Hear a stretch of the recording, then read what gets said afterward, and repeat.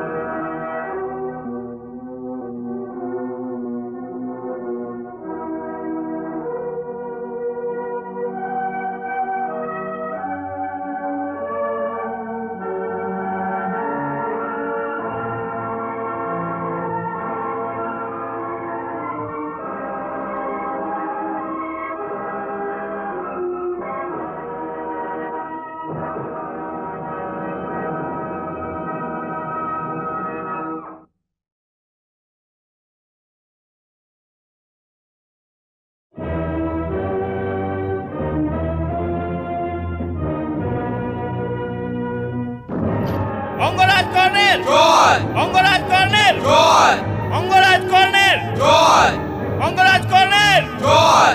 অঙ্গরাজ কর্ণের জয়! অঙ্গরাজ কর্ণের জয়!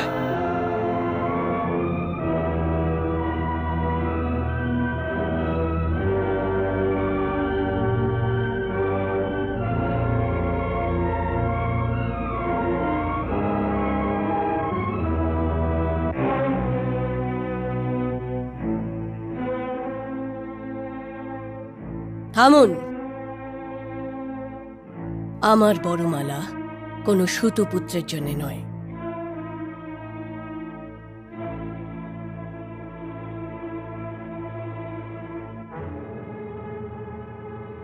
যদি এটাই হয় তাহলে তো তোমার এই বড়মালা অপেক্ষা করতে করতেই শুকিয়ে যাবে মহারাজ কুমারী।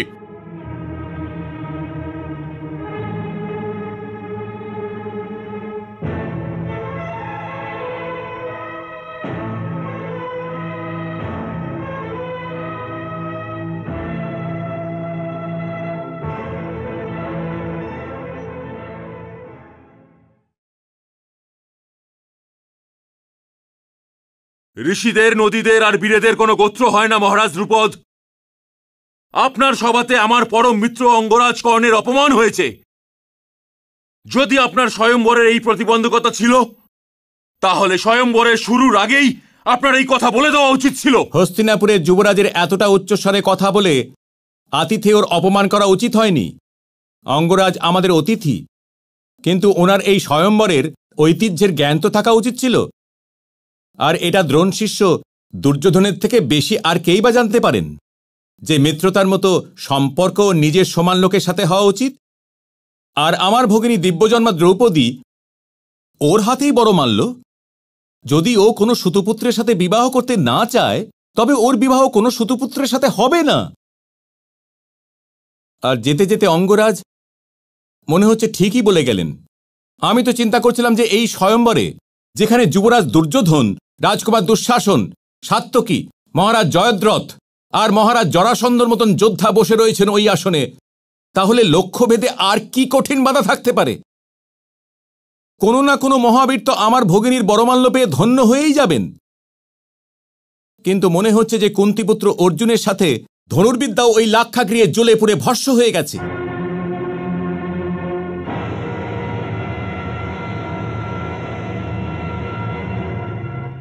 এই স্বয়ম্বরে কি কোনো মহাবীরই নেই যিনি লক্ষ্যভেদ করে ভারতবর্ষের ধনুর্বিদ্যার মান রাখতে পারেন?